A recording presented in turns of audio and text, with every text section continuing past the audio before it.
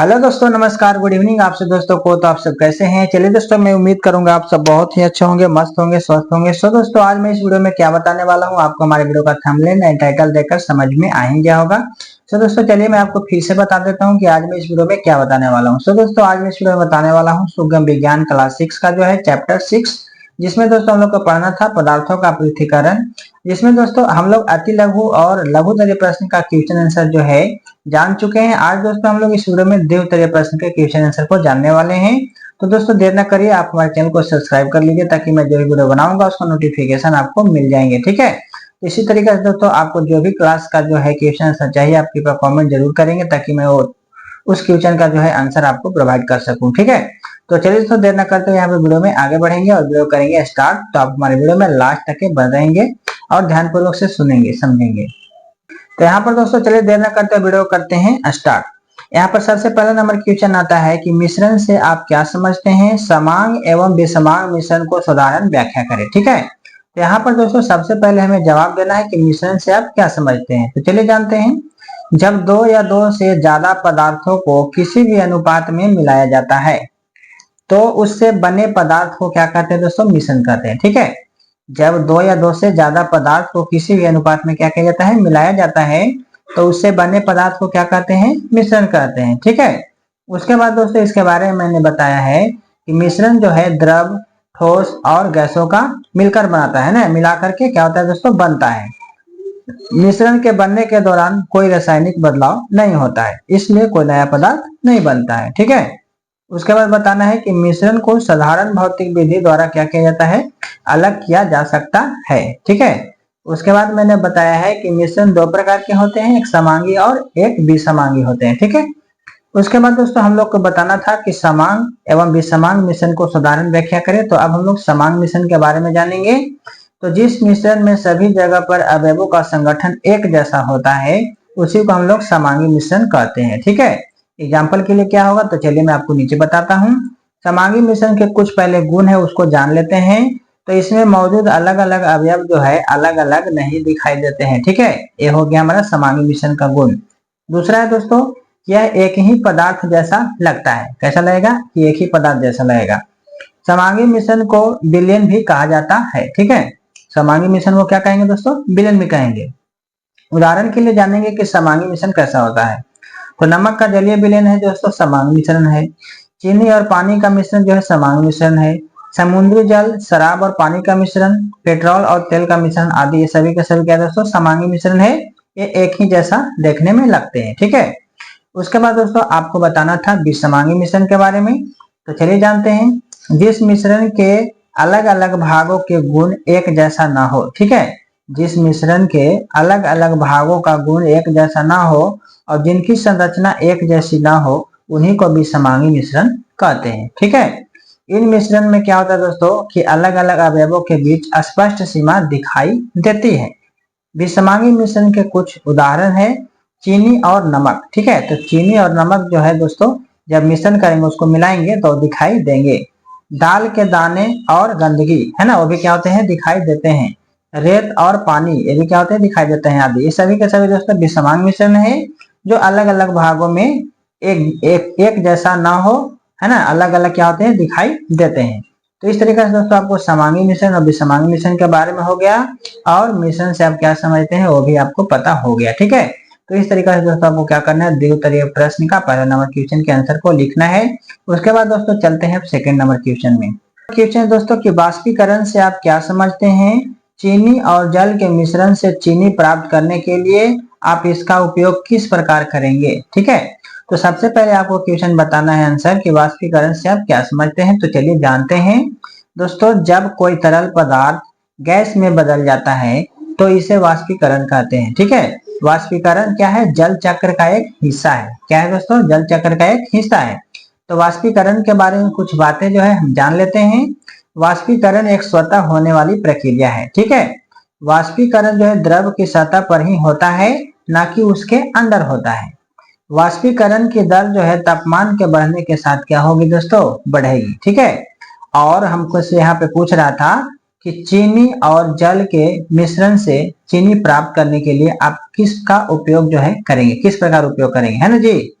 तो चलिए जानते हैं।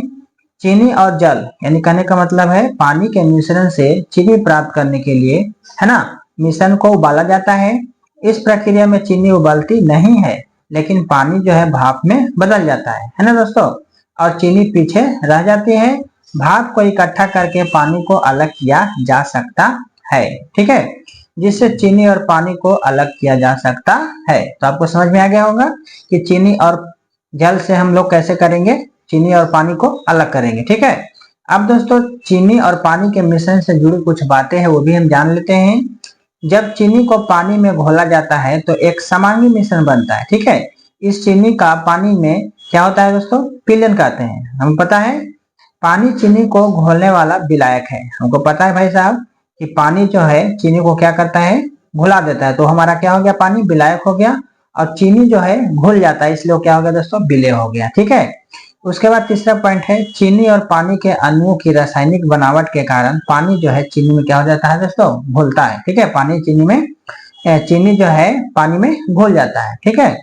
उसके बाद दोस्तों चीनी जल में विलेय है, ठीक है। चीनी क्या है, जल में विलेय है, और विलेय पदार्थ उन्हें कहा जाता है जो जल में पूरी तरह क्या हो जाते हैं, घुल जाते हैं, ठीक है।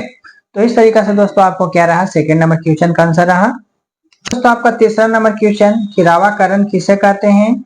नमक और जल के मिश्रण से नमक के रवे प्राप्त करने के लिए आप कौन सा प्रयोग करेंगे, ठीक है। तो सबसे पहले हम लोग को आंसर देना है रावाकरण किसे कहते हैं। तो चलिए जानते हैं। किसी पदार्थ को रासायनिक अभिक्रिया या भौतिक उपचार से रवादार ठोस पदार्थ बनाने की प्रक्रिया को रावाकरण कहते हैं, ठीक है दोस्तों। रावाकरण विधि से अकार्बनिक ठोस मिश्रण को अलग किया जाता है। इस विधि में जो है अशुद्ध ठोस मिश्रण को उचित विलायक के साथ मिलाकर गर्म किया जाता है, और गर्म अवस्था में ही कीप से छान लिया जाता है। इसके बाद ठंडा होने पर शुद्ध रवे जो यानी जिसको क्रिस्टल बोलते हैं, क्रिस्टल के रूप में विलयन से अलग हो जाता है, ठीक है। उसके बाद दोस्तों रावाकरण से जुड़ी कुछ बातें जो है हम जान लेते हैं कि रावाकरण एक स्वतः होने वाली प्रक्रिया है जो सभी तापमानों पर होती रहती है, ठीक है। यह द्रव की सिर्फ ऊपरी सतह पर ही होती है, द्रव के बाकी हिस्सों पर नहीं होती है, ठीक है। इसमें ठंडक पैदा होती है। तो इस तरीके से दोस्तों इसके कुछ बातें थे रावाकरण का। अब दोस्तों आपका सवाल था कि नमक और जल के मिश्रण से नमक के रवे प्राप्त करने के लिए आप कौन सा प्रयोग करेंगे। तो चलिए यहाँ पे प्रयोग को जानते हैं, ठीक है। तो हमने लिखा है कि नमक और जल यानी कि पानी के मिश्रण से नमक निकालने के लिए हम क्या करेंगे दोस्तों, तो वाष्पीकरण की प्रक्रिया का इस्तेमाल करेंगे, है ना। यानी कि वाष्पीकरण का इस्तेमाल किया जाता है। वाष्पीकरण की वजह से पानी क्या होती है, वाष्प में बदल जाता है, और नमक के क्रिस्टल यानी रह जाता है। और नमक और पानी के मिश्रण से नमक निकालने के लिए आसवन का भी इस्तेमाल किया जाता है, ठीक है। आसवन और वाष्पीकरण दोनों एक ही होता है। तो आसवन के जरिए पानी को उबाला या वाष्पित किया जाता है, और नमक ठोस के रूप में क्या रह जाता है दोस्तों, पीछे मतलब रह जाता है यानी बच जाता है, ठीक है। तो इस तरीके से आप क्या कर सकते हैं, अलग कर सकते हैं। उसके बाद दोस्तों आपका आता है 4 नंबर क्वेश्चन। आसवन से आप क्या समझते हैं। समुद्र जल से आसवन द्वारा नमक प्राप्त करने के लिए एक प्रयोग का वर्णन करें, ठीक है। तो चलिए जानते हैं। सबसे पहले आसवन का मतलब होता है तरल यौगिक को वाष्प में बदलकर उसमें से अशुद्धियों को अलग करना और फिर उसे फिर से तरल में बदलना। आसवन एक भौतिक विधि है जिसमें रासायनिक अभिक्रिया या परिवर्तन नहीं होता है, ठीक है। आसवन के कुछ खास बात जो है इस तरीके से है। आसवन के जरिए अलग अलग क्वथनांक वाले तरल पदार्थों को अलग किया जा सकता है, ठीक है। दूसरा दोस्तों कि आसवन की प्रक्रिया में पहले वाष्पन होता है और फिर क्या होता है दोस्तों, संघनन होता है, ठीक है। तो इस तरीके से आपको क्या करना है, पहले बता देनी है। और आसवन विधि द्वारा नमक को हम कैसे प्राप्त करेंगे, तो चलिए जानते हैं। सबसे पहले दोस्तों किसी द्रव में जब अशुद्धि घुली हुई हो तो वैसे मिश्रण से शुद्ध द्रव को प्राप्त करने के लिए आसवन विधि की मदद ली जाती है। अब द्रव को गर्म करके वाष्प के रूप में परिणत कर तथा उस वाष्प को ठंडा करके पुनः द्रव रूप में प्राप्त करने की प्रक्रिया को ही आसवन कहते हैं, ठीक है। तो इस तरीके से आपका यहाँ पर हो जाएगा।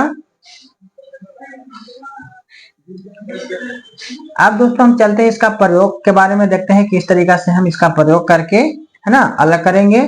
तो नमक और जल के मिश्रण को शंकु फ्लक्स में लेना है और उपकरणों को निम्नांकित चित्र अनुसार सजाएं। यानी कहने का मतलब चित्र में फ्लक्स को गर्म करने पर, ठीक है, क्या होता है कि जल जो है वाष्प के रूप में परिणत होने लगता है, जो फ्लक्स में लगी नली से होकर ठंडे जल में क्या होते हैं, रखे परख नली में द्रवीभूत होता है, इसे अशुद्ध जल कहते हैं। ठीक है, और यह जल की काफी शुद्ध रूप होता है।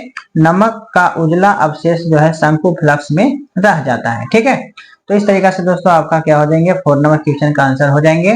बाकी दोस्तों आपका लास्ट नंबर क्वेश्चन है 5, तो चलिए उसे भी देख लेते हैं। 5 नंबर क्वेश्चन बोल रहा है दोस्तों कि प्रयोग द्वारा दर्शाएं कि किसी द्रव विलायक की एक निश्चित मात्रा में विलेय पदार्थ की एक निश्चित मात्रा ही विलीन हो सकती है।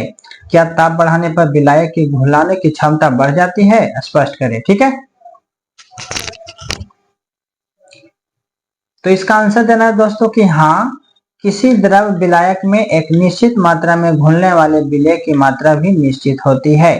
विलेय की वह अधिकतम मात्रा जिसे विलायक की एक निश्चित मात्रा में घोला जा सकता है उसे विलेयता कहते हैं। क्या कहते हैं दोस्तों, विलेयता।